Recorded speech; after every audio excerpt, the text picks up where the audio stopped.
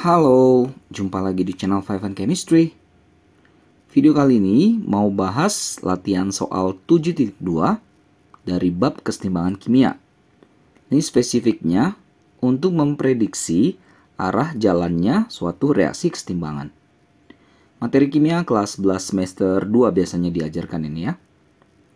Ada 3 soal, jadi langsung aja saya mulai.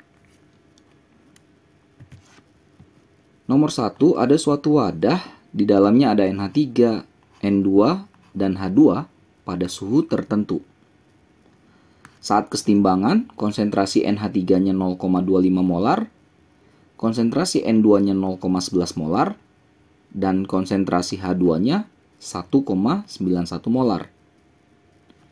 Hitunglah konstanta kesetimbangan Kc untuk reaksi pembentukan amonia jika reaksinya dinyatakan sebagai, ini ada 2 ya, A dan B.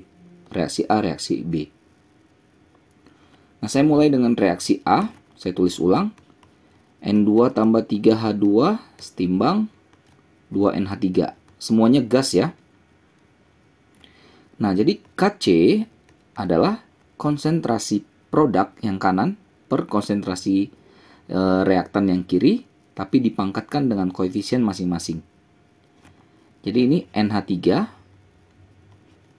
pangkat 2, pangkat koefisiennya ini ya. Dibagi N2-nya kan cuma koefisien 1, artinya pangkat 1. H2-nya koefisien 3, berarti di sini pangkat 3. Tinggal masuk-masukkan angka-angkanya. NH3-nya 0,25 molar, tapi dikuadratin ya. N2-nya 0,11 molar, H2-nya 1,91 molar, tapi pangkat 3. Ini saya hitung sekitar ya, sekitar 0,08. Itu untuk yang A. Nah, lalu untuk yang kedua, reaksi yang kedua, setengah N2, 3/2 H2, setimbang NH3. Jadi ini kan reaksi A dengan reaksi B sebenarnya mirip ya. Kalau kita perhatikan lebih detail lagi, yang berbeda cuma koefisiennya. Jadi yang B ini, reaksi kedua ini, koefisiennya semua dibagi 2 dari koefisien yang reaksi A. Ya kan? Nah, Kc-nya, ini saya anggap Kc1, saya anggap ini Kc yang 2 lah. Sama caranya, yang kanan pangkat koefisien, jadi pangkat 1 ya, karena koefisiennya 1. N2 pangkat setengah. H2 pangkat 3/2. Nah, kalau kita cek lagi matematisnya Kc1 dengan Kc2, ini kan sebenarnya terlihat bahwa Kc2 ini adalah akar dari Kc1. Bisa diterima ya? Bayangin aja nih, 2. Ya kan kalau di akar itu kan kali, itu kan pangkat setengah ya. Jadi 2 kali setengah, 1. Ini 1 kali setengah, setengah. 3 kali setengah, 3/2. Ya, jadi kalau koefisiennya dibagi 2, maka Kc yang baru itu adalah akar dari Kc yang lama. Sehingga untuk yang B ini, Kc2-nya, Kc-nya, ya udah nggak usah repot-repot lagi, ngitung-ngitung lagi. Tinggal akarkan saja Kc yang pertama tadi. 0,08 akar 0,08 sekitar ya, sekitaran 0,28. Nomor 2, perhatikan reaksi kesetimbangan yang berlangsung pada suhu 250 derajat Celcius berikut. PCl5 setimbang PCl3 tambah Cl2. Tapi ini udah ada harga Kp-nya. Ya, konstanta berdasarkan tekanan. P itu pressure, tekanan ya. Kalau Kc itu C-nya konsentrasi, concentration. Nah, lalu pada awal reaksi ada PCl5, PCl3, dan Cl2. Masing-masing punya tekanan 0,177 atm, 0,223 atm, 0,111 atm. Apabila campuran mencapai kesetimbangan, tentukan tekanan gas yang akan turun dan tekanan gas yang akan naik. Artinya dari antara ketiga gas ini, mana yang tekanannya nanti naik, mana yang tekanannya nanti turun. Gitulah kurang lebih ya.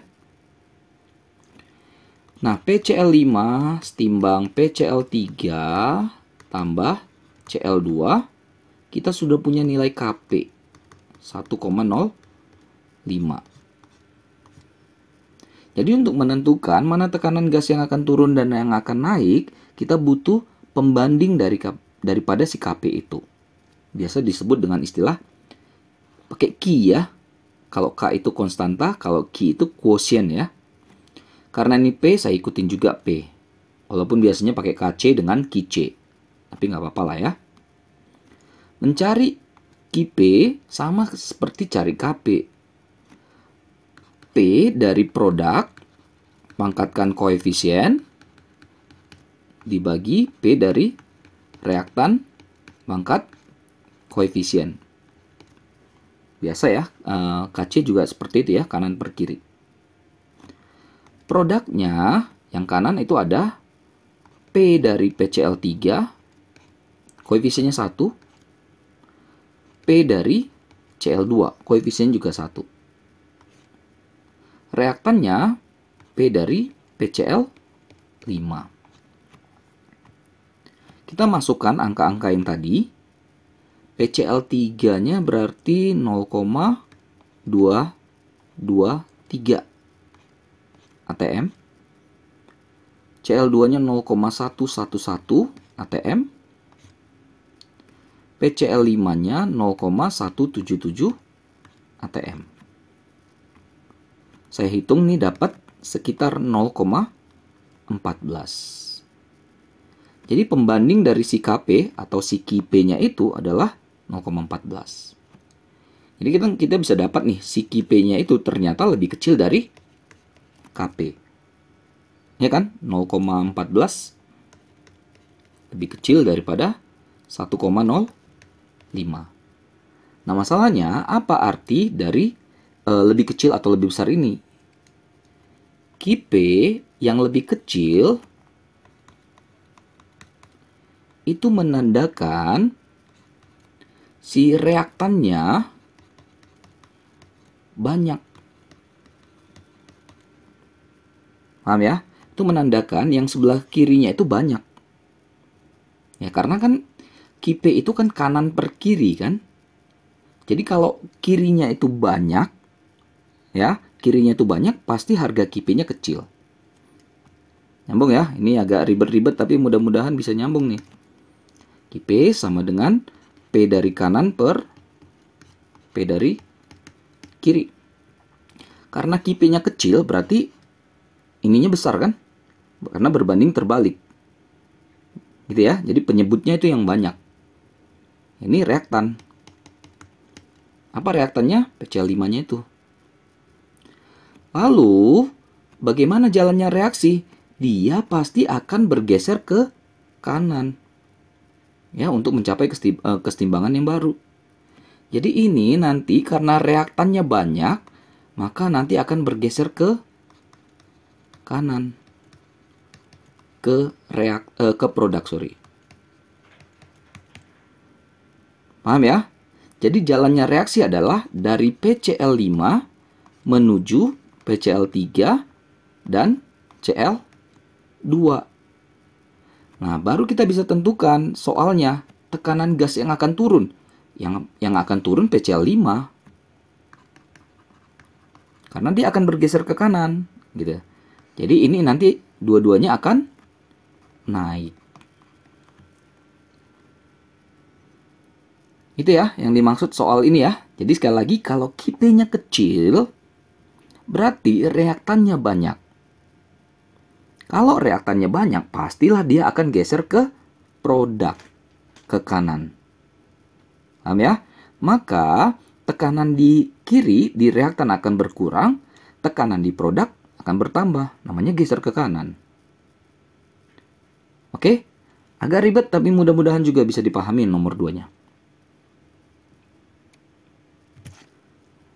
Terakhir nomor 3, ada konstanta kesetimbangan Kp untuk reaksi yang di bawah ini. Nilainya Kp-nya adalah 2 kali 10 pangkat minus 42. Ini kecil sekali ya, minus 42. Suhu 25 derajat Celcius. Ini reaksinya 2H2O setimbang 2H2 tambah O2. Semuanya gas. Yang pertama yang A, tentukan nilai Kc pada suhu yang sama. Nah, kita kerjakan yang A dulu ya. Kita punya Kp 2 kali 10 pangkat minus 42. Ini yang kecil sekali nih ya. Dengan temperatur atau suhu 25 derajat Celcius. Yang ditanyakan Kc. Nah, apa nih hubungan antara Kp, Kc dengan temperatur ini? Bisa ya. Jadi Kp itu sama dengan Kc kali R kali T pangkatkan dengan delta N. Atau Kc sama dengan, bisa aja nih kita tukar-tukar ya, Kp per R kali T pangkat delta N. Kp-nya udah ada, 2 kali 10 pangkat minus 42. R itu tetapan ya, 0,082. Pasti masih ada yang familiar ini ya. Tetapan gas ini ya. Lalu T itu temperatur tapi dalam Kelvin. Jadi ini kita tambahkan 273. Ini ya, konversi dari Celsius ke Kelvin tambah 273 kan. 298 ya. Nah, delta N ini selisih atau koefisien kanan dikurang koefisien kiri. Total koefisien kanan kurang total koefisien kiri. Ya, delta N-nya. Koefisien kanan tuh ini 2 tambah, sini kan ada 1 ya. Di kiri cuma ini. Jadi delta N-nya 1. Aman lah, pangkat 1. Nah, saya hitung ini dapat sekitar 8,18 kali 10 pangkat minus 44. Ya, jadi Kc, Kp-nya itu kecil sekali ya. Itu untuk yang A-nya. Untuk yang B, ke dalam suatu wadah volume 10 liter, dicampurkanlah ini H2O 2 mol. H2 dan O2. Oh, ini sama-sama 2 mol ya. H2O 2 mol, H2 2 mol, dan O2 2 mol. Prediksikan arah berjalannya reaksi. Sama seperti tadi. Ya, karena kita sudah dapat Kc di A, maka di B kita cari pembanding dari si Kc itu, yaitu Qc. Tadi di soal nomor 2 pakai Qp, masih ingat ya? Caranya menghitungnya sama seperti cara menghitung Kc. Kanan per kiri. Kanannya ada si H2, pangkatkan koefisiennya 2. Ada O2 dengan koefisien 1. Di kirinya H2O, pangkat koefisien 2. C ini konsentrasi, gitu ya. Jadi kita harus ubah mol ini menjadi molaritas, konsentrasi. Kita harus bagi dengan volume. Makanya volumenya dikasih 10 liter itu. Jadi untuk H2-nya adalah 2 mol bagi 10 liter. Kuadrat. O2-nya 2 mol bagi 10 liter juga. H2O-nya juga sama, 2 mol bagi 10 liter, tapi pangkat 2. Ini bisa dicoret nih. Maka sisa 2 per 10 atau 1 per 5 atau 0,2.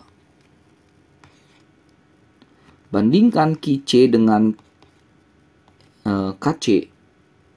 Terlihat jelas bahwa Qc-nya sangat besar dibandingkan dengan Kc-nya. Artinya apa? Kalau Qc-nya itu lebih besar daripada Kc, artinya ini produknya banyak. Produk yang kanan ya, yang kanannya itu banyak. Artinya dia geser kemana kalau kanannya banyak? Pasti dia akan geser ke kiri kan? Ke kiri itu reaktan. Udah, yang ditanyakan itu prediksi arah berjalannya reaksi.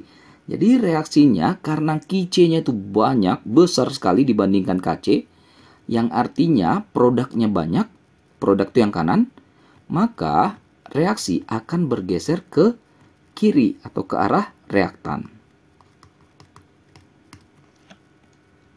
Oke, gitulah ya kurang lebih untuk soal 7.2 ini, 3 soal ini. Mudah-mudahan bisa dipahami, mudah-mudahan bisa dimengerti lah ya. Mohon maaf ya kalau ada kesalahan kekurangan, cuma niat bantu saja. Oh ya, jangan lupa cek terus update terus video-video terbaru lainnya di channel 5 Chemistry nih. Sampai jumpa dan bye-bye.